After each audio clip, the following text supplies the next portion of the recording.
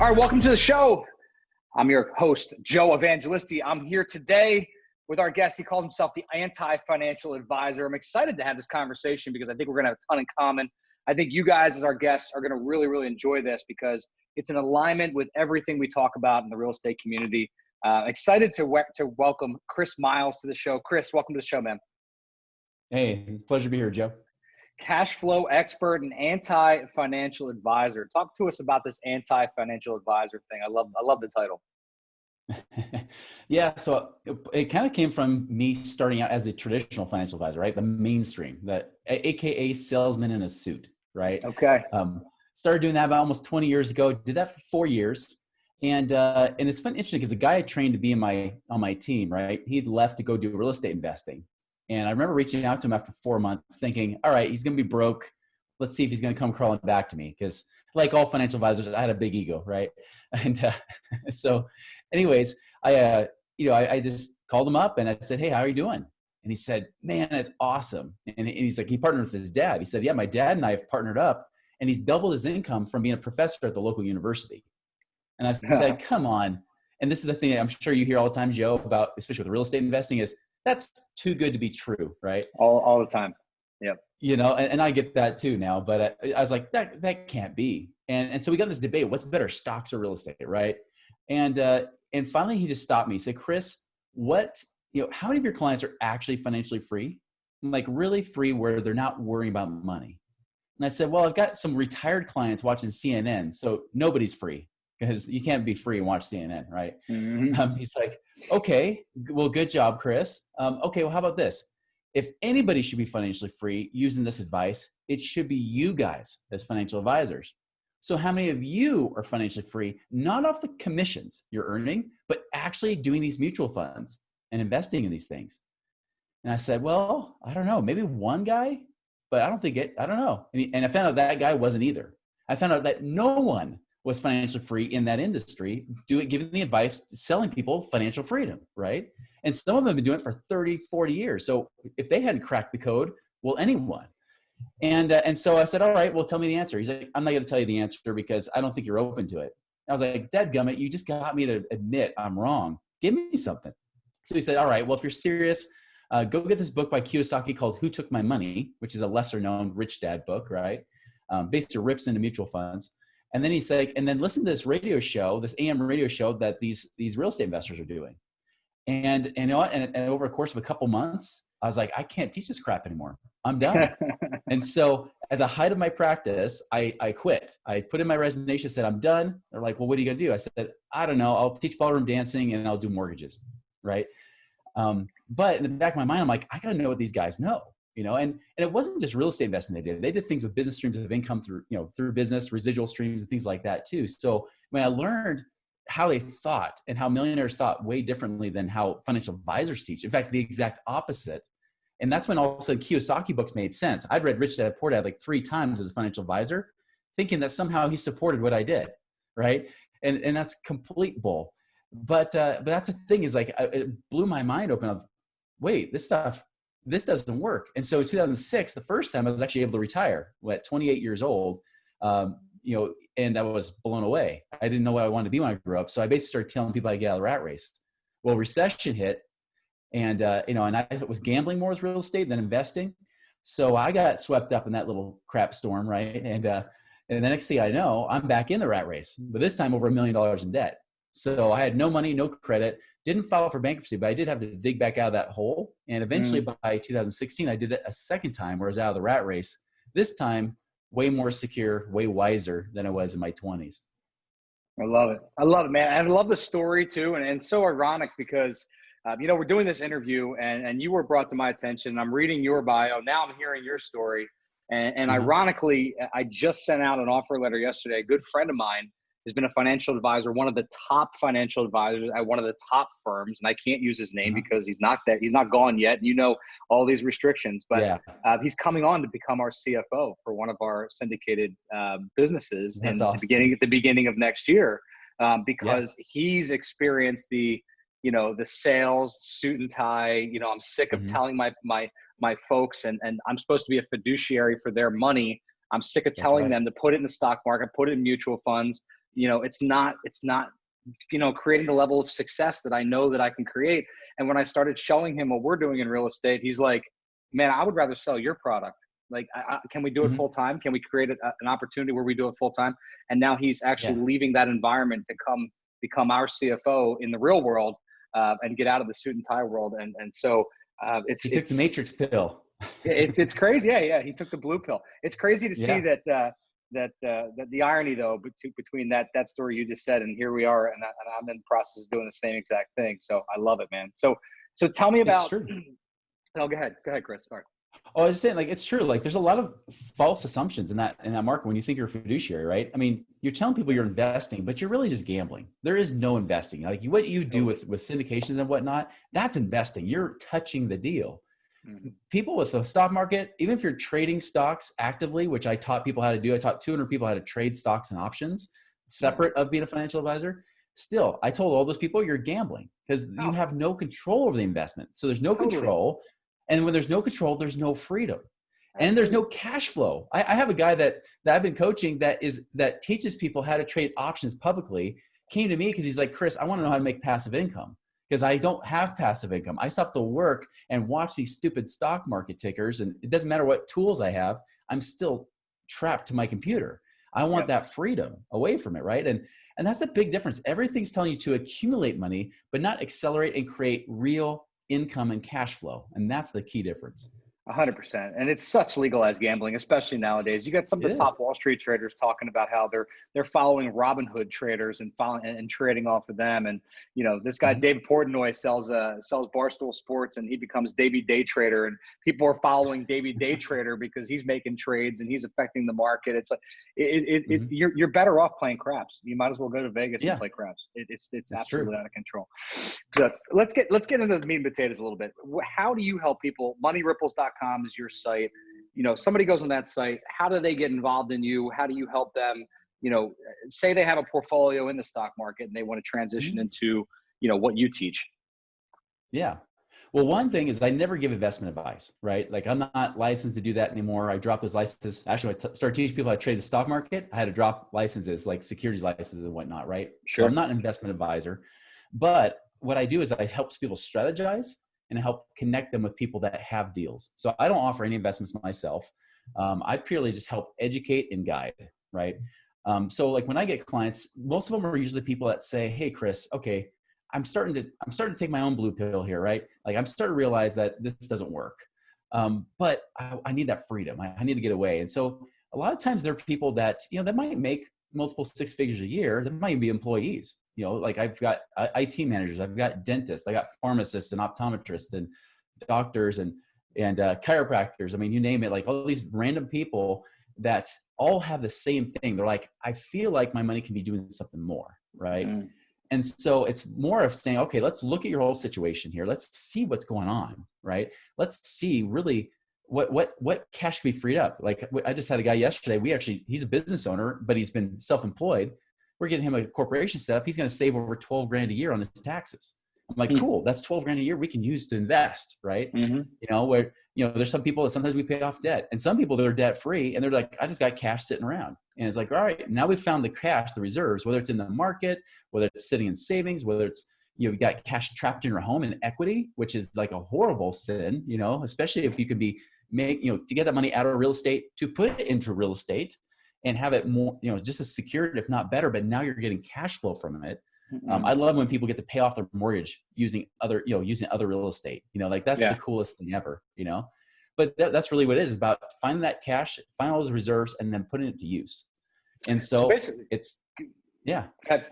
Go ahead. I was just saying, like, I mean, that's basically it. It's like creating a plan to help them to get to their freedom number. If it's 10,000 a month, great. What will it take to get you to 10,000 or 15, 20,000 a month? Or in some cases, I love when I get the occasional person that's like, I only need 4 or 5,000 a month. I'm like, all right, we're gonna do this within the next couple of years. This is gonna Yeah. be great. I love those cases. I love it too, because I can tell just by talking to you and just thinking out loud that there's probably so many people that have a lot of these resources sitting right in front of them and they don't even know it, because Oh we're yeah. not taught these things, and we're not creative enough to realize and recognize when you start talking chiropractors and dentists and and doctors, a lot of them, they have access to lines of credit. They have access to things Yeah, that they're not even utilizing, and a lot of that's them right. come to us and it's the same thing. It's like, you're getting a line of credit for 100 grand at 2%. You could Uh-huh. lend that out and get 10% back, and you could arbitrage the difference. And they're like, well, what are you talking about? I've never even heard of Yeah. such a thing.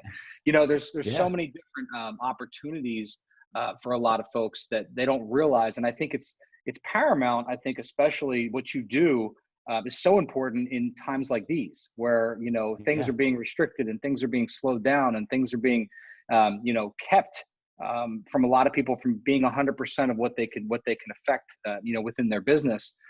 These little honey pots are really so important to learn. It is like, yeah, it's amazing. I get I get a lot of clients from the West Coast, right? Washington, California, Oregon, sometimes, and sometimes they'll even come to me having real estate. They're like, yeah, I invest in real estate too.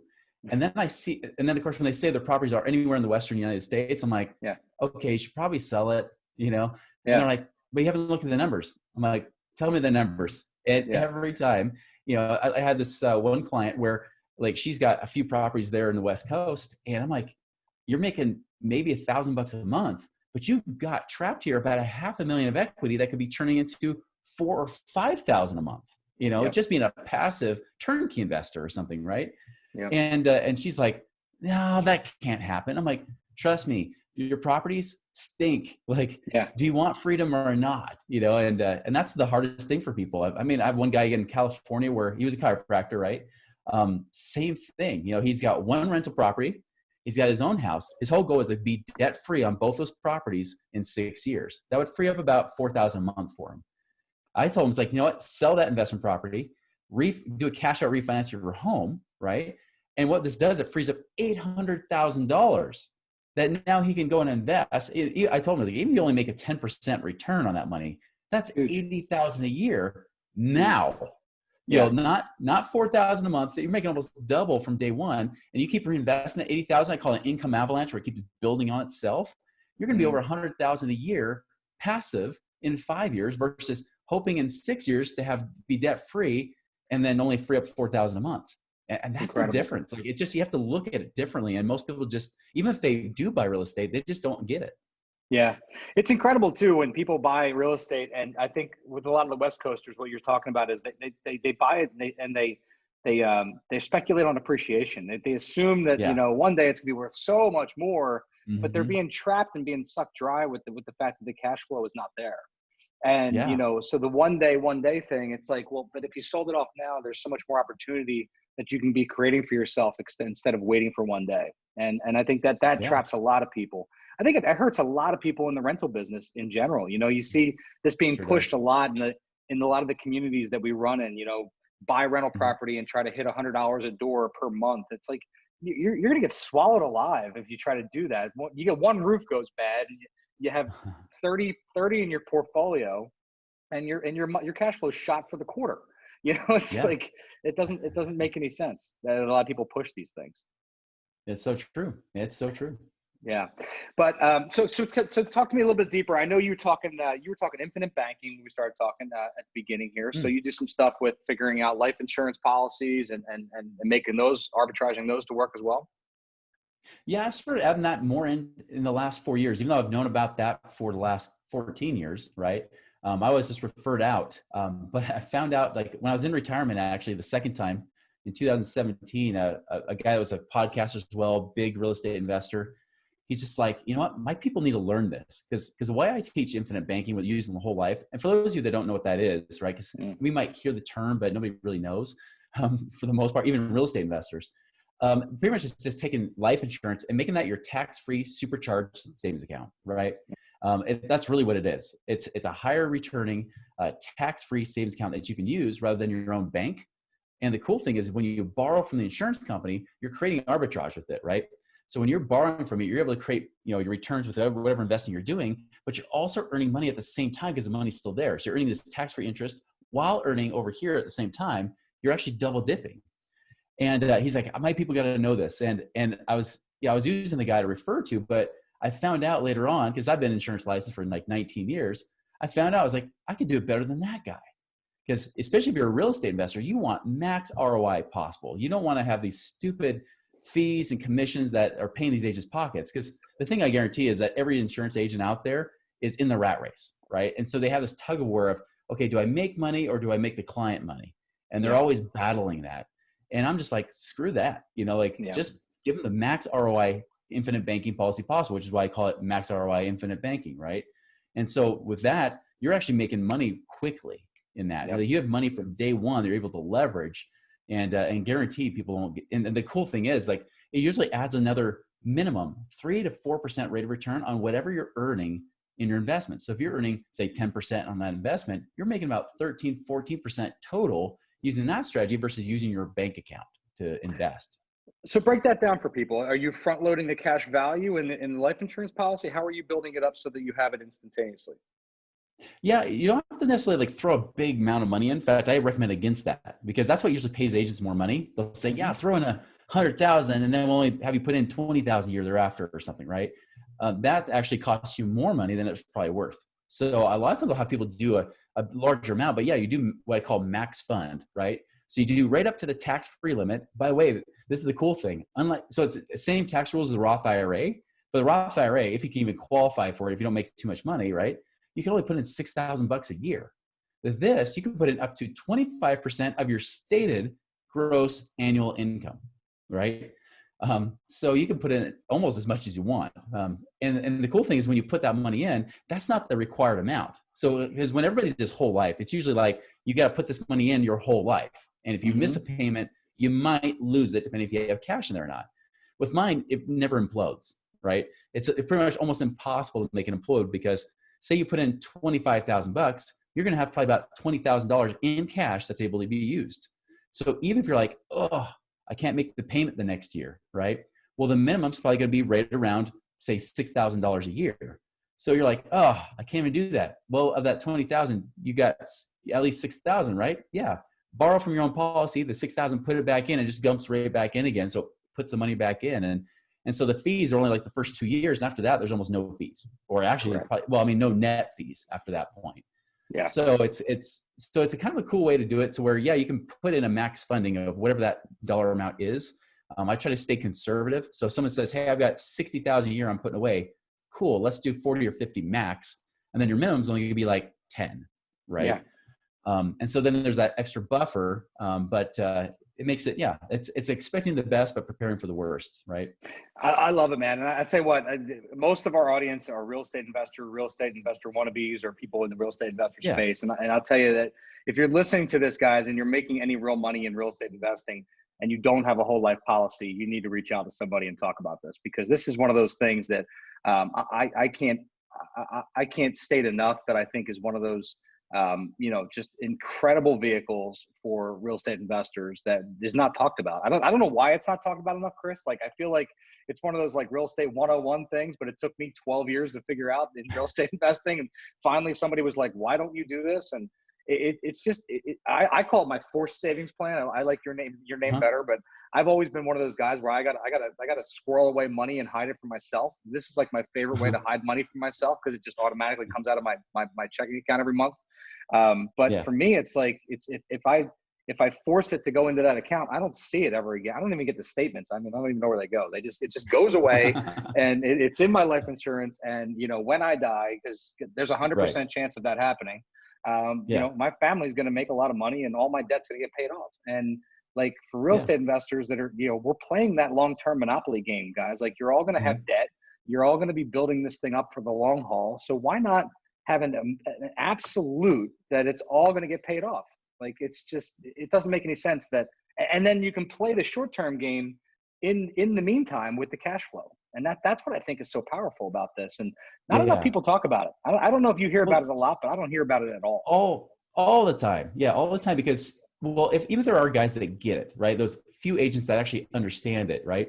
Most won't design it right. Like I get people that say, I got this Northwestern Mutual policy. I'm like, okay, this is like California real estate. You probably shouldn't have it because it's probably designed poorly, and even when I have people that get it with the right company, right? Yep. They just don't, the insurance agents don't design it right because they don't want to cut their commissions back. So even if Correct. they get it, they don't do it. And then most insurance agents aren't real estate people, right? They That's don't true. they don't speak the language. They talk a little insurance lingo and crap like that.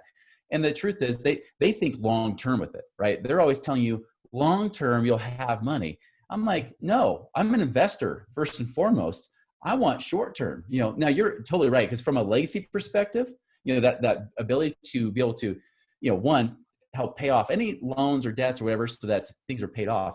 Worse, we have new people being elected in office, right? Depending on who's in office, who's in control, they can lower where you actually get that estate tax of 45% when you die, right? Yep. It's been 11.5 million. So most people are like not even warned about it. But if they say, hey, let's roll it back to $2 million net worth, anything over $2 million bucks, you get taxed 45%.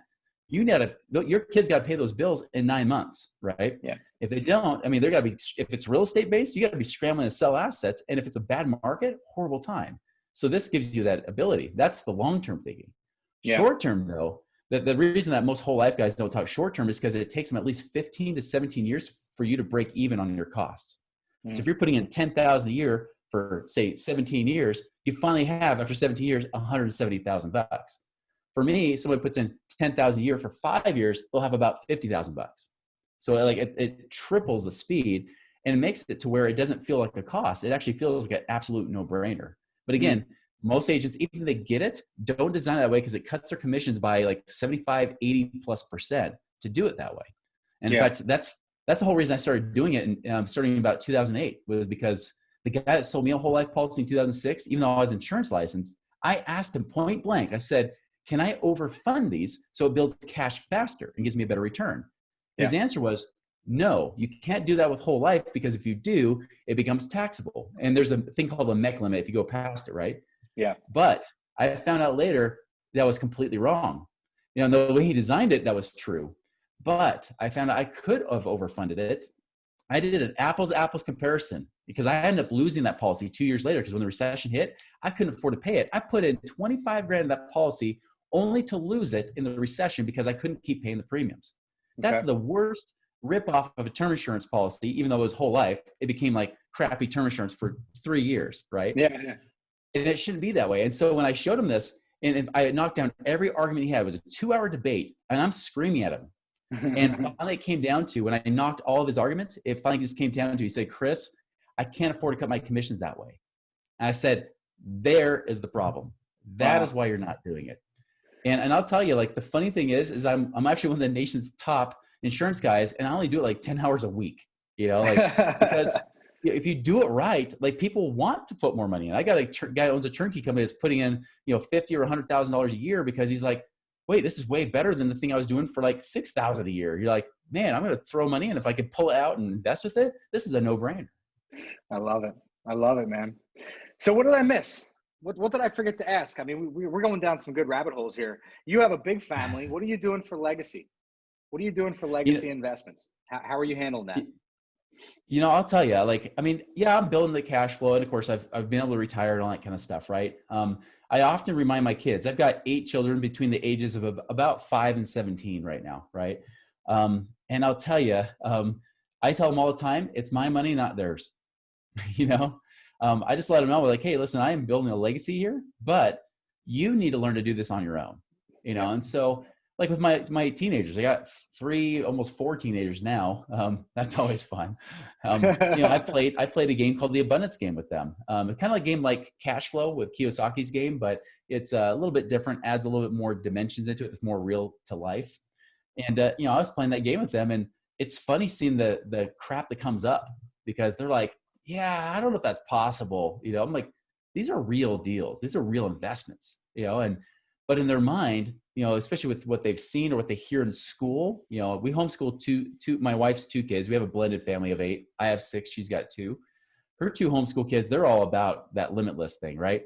It's the public school kids that have the hardest problem with trying to learn money, because they're like, no, that's not possible. I'm like, it is totally possible, and your dad's doing it. So don't tell me it's not possible. You little 13-year-old. Public school doesn't do us any justice either, because they're not doing anything to help educate them, right? Exactly. It's just, and that's why it falls on us as parents to really take that responsibility. again, I've learned this with different kids. Some of them accept it more easily than others, and they're going to make their own choices regardless, right? But that's my thing, is that it's useless for me to make all this money to not create what I call a ripple effect, right? Because I call my followers and my podcast ripplers, because we want to create a ripple effect beyond us. And that is the key, is like, what are you really leaving behind? Not money. That's not the thing we want to leave behind. We want to leave this world a better place because we were in it, not because we just consumed along the way. It's not about consuming money and living the high life. It's really about making a difference in people's lives, families, of course, generations beyond us, but even the circle of influence around us. That's, I think, the real key here, is how do we serve people? How do we use our gifts and talents and the abilities we have to bless others' lives? So important, man. And such, that's the impact piece is exactly why we call this the Legacy Blueprint podcast, right? Is how can we impact other people that are listening to make a change, make a small tweak, create some kind of engagement that, 3 generations from now, they get affected because of maybe something they learned on this show. And that's exactly why we do this. So I love it, man. I love it. Awesome, Chris. Well, that was good stuff, man. Anything that you have events coming up? Do you want to talk about the site? What did I miss? What else do you want to shout out? Well, my events are pretty private. They're invite only. So I usually recommend the best thing you do is follow my podcast, The Chris Miles Money Show. I mean, that's where I teach all different types of stuff. I bring on, people like you, like syndicators from time to time. I had a turnkey real estate guy in recently, and, interviewed. I've got people do oil franchises. If someone wants to buy franchises, I mean, it's really about how do we ultimately create wealth and cash flow now, not 30 or 40 years from now, hoping for compound interest, right? Where the market will never make high enough returns to even compete with what you can do with real estate. But really, like, how do we create that freedom now? And so, if I leave any final words of advice besides follow the podcast, right, is really that there is hope. Like, I tell you, so many people will say, wait, what you're saying here, is that actually possible? And I'm like, I'm actually being conservative. I'm actually lowering my numbers in my estimates just so I don't disappoint, because I never want to overpromise ever. And so when I'm saying, yeah, conservatively, I think you could do this. You probably could do better, but this, I think, is very doable for you.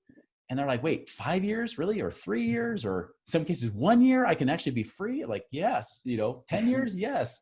Way better than guaranteed. I actually did a podcast recently on the 401k and the match. It's funny.